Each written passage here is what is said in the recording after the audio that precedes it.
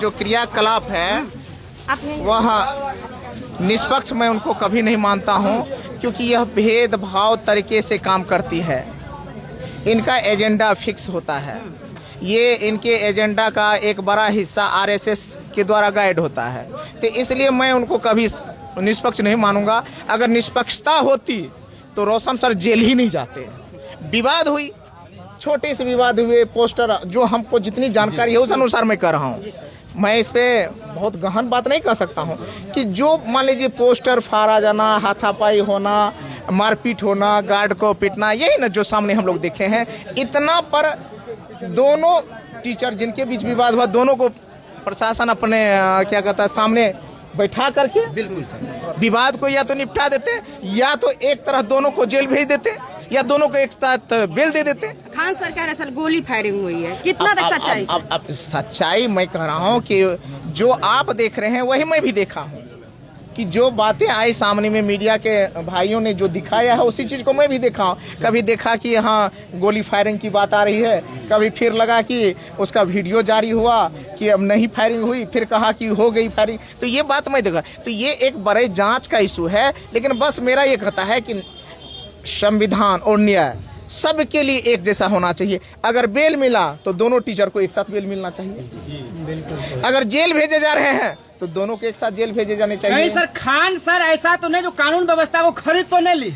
भैया ये खरीदने और अन्य चीज की बात मैं नहीं कहूंगा, मैं निष्पक्षता की बात कर रहा हूं। शुक्रवार को जब सर बेल मिल जाती रोशन सर को, तो आज रविवार को उनके भाई की मृत्यु नहीं होती। कहीं न कहीं उन्हीं का षड्यंत्र तो नहीं था, वकील को जो है एब्सेंट कर दिया गया। मैं पहले भी कहा हूं ये गहरे साजिश है, और इस साजिश का पर्दाफाश तभी होगा जब निष्पक्ष जांच होगा। अब यह जांच सिर्फ अपने देश और बिहार तक सीमित नहीं है, यह नेपाल का ही मामला है। इसलिए मैं कहता हूं बिहार सरकार इस पे इंटरेस्ट लेते हुए केंद्र की अनुमति से यह देश और विदेश दो का मामला हो गया है, तो इसको निष्पक्षता के साथ जांच करवाने में। बाकी प्रिंस यादव जी के बारे में बोला जा रहा है कि मेंटल हेल्थ का उनको इशू था, तो आपको क्या लगता है? नहीं, ऐसा नहीं है। मैं खुद प्रिंस जो है छोटा भाई है, कई बार बाजार समिति जब मैं जाता था तो मेरी भी मुसलमपुर हाट मैं खुद मिला हूँ। हम लोगों के साथ बैठना भी होता था, कभी कभी मिलते थे, सब आदमी बैठते थे, और मुझे तो ऐसा कभी कोई नहीं पता है। अभी परिवार के साथ भी गए तो परिवार के लोगों ने किसी ने कुछ नहीं कहा, बिल्कुल स्वस्थ है। तो इसलिए किसी बात पर हम लोग जज्बाती होकर के तुरंत निष्कर्ष पे पहुंचे, यह गलत होगा। उसका दोस्त बयान दे रहे हैं। दोस्त बयान दे रहा है, वह दोस्त जो संदेह के घेरे में खुद है, जो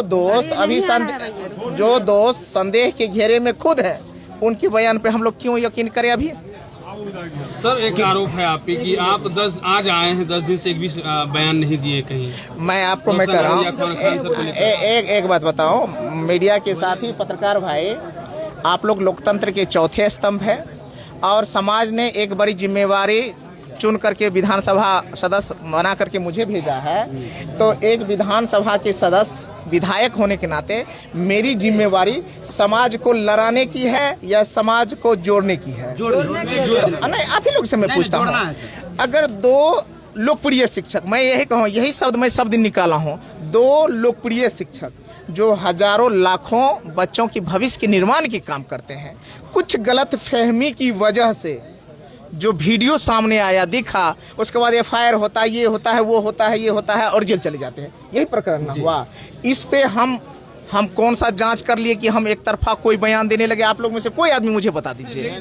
पहले सुन लीजिए। मैंने ये कहा कि जब तक कोई बात नहीं होगी, हाँ, जब भी मीडिया के साथ ही आप ही की तरफ पटना में हो या कहीं मुझसे पूछे हैं, तो मैंने कहा कि दोनों लोकप्रिय शिक्षक हैं, कुछ गलत फहमी हुई है। दोनों शिक्षक से हम अनुरोध करते हैं और प्रशासन से अनुरोध करते हैं, गलत फहमी को दूर करते हुए बच्चों की भविष्य निर्माण के लिए अपने क्लासरूम जाएं। आप मेरा वीडियो सुन सकते हैं। तो कहता है कि जब जिम्मेवारी आपकी बड़ी होती है तो आप कुछ बोलने में थोड़ा सा आपको होता है। हम ये कह दें, ठीक है कि हम कोई आरोप, अभी आप हमसे कुछ भी पूछेंगे तो मैं कहूँगा कि निष्पक्ष जांच हो। सर एक सवाल है, प्रिंस का जो ये हत्या हुआ है या संदिग्ध मौत हुआ है, इसमें कहीं ऐसा तो नहीं लग रहा कि सुशांत सिंह राजपूत की तरह इसके केस को भी दबा दिया जाएगा? इसमें आप कहां तक साथ देंगे? लोकतंत्र के चौथे स्तंभ आप लोग हैं। आज मीडिया के सभी साथी जिस तरह से मुखरता के साथ छोटे भाई प्रिंस की न्याय के लिए आप लोग कैंपेनिंग कर रहे हैं, हर जगह से आवाज़ आ रही है। मुझे लगता है यह मुखरता बनी रहेगी तो न्याय मिलने से कोई रोक नहीं सकता है और इसे दबाया नहीं जा सकता है। यह दब जाएगा तब जब हम लोग चुप हो जाएंगे। बहुत सही बात